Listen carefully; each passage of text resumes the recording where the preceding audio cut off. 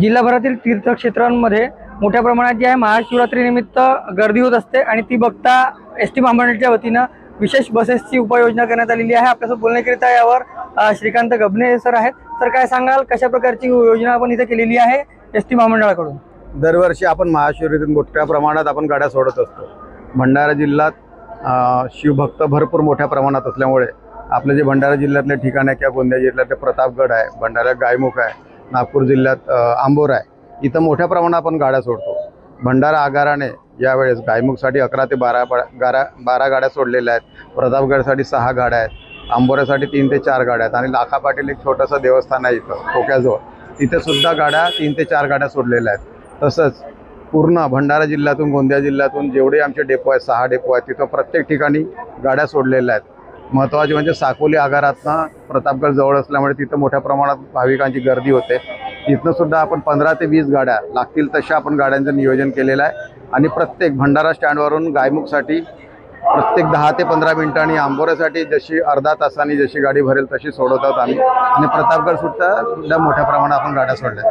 तर मी प्रवाशांना एवढं आवाहन करतो की यांनी जास्तीत जास्त, कारण इथं प्रत्येक आपण या प्रत्येक गाडीत आपण सवलत दिलेली आहे। अमृत ज्येष्ठ नागरिकांना 100% सवलत आहे, 50% सवलत ज्येष्ठ नागरिकांना, महिलांना सुद्धा 50%ची सवलत आहे। तरी सर्व प्रवाशांनी आम्ही ज्या गाड्या सोडवतो याचा लाभ घ्यावा।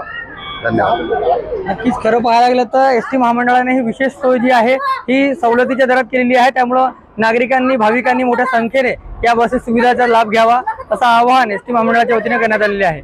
बघू शकतो आपण एस टी मध्ये आहोत आणि या प्रतापगडला जाणाऱ्या एस टी मध्ये मोठ्या प्रमाणात गर्दी इथं आपल्याला पाहायला मिळत आहे आणि ज्या प्रमाणात नागरिक इथं भाविक जे आहेत ते महाशिवरात्रीनिमित्त देवाचे दर्शन घेण्याकरिता चाललेले आहेत। आपल्यासोबत बोलण्याकरिता काही भाविक आहेत, आपण त्यांच्याकडून थेट जाणून घेऊया। काय सांगाल दादा, कशा प्रकारच्या योजना इथं एस टीने केलेली आहे, काय वाटतं आपल्याला? महाशिवरात्री निमित्त दरवर्षी भावी भक्त हे मोठ्या प्रमाणात महाशिवरात्री निमित्त महादेवाच्या दर्शनाला जात असतात। एस टी तर्फे विविध सुविधा उपलब्ध करून देण्यात आलेल्या आहेत आणि त्या माध्यमाचा सर्व भावी भक्त हे लाभ घेत आहेत। आम्ही दरवर्षी गायमुखला, प्रतापगडला सुद्धा जातो, त्या ठिकाणी एस टीनेच प्रवास करतो। यावर्षी सुद्धा महादेवाचं दर्शन घेण्यासाठी आम्ही प्रतापगडला जाण्याचं ठरवलेलं आहे। नक्कीच खरं पाहायला असेल तर एस टीने दरवर्षी आम्ही प्रवास करत असतो आणि हा प्रवास जो आहे अतिशय सुखकर होतो असे स्वतः प्रवासी देखील येथील सांगत आहेत। रुपेश सपाटे, TV9 मराठी, भंडारा।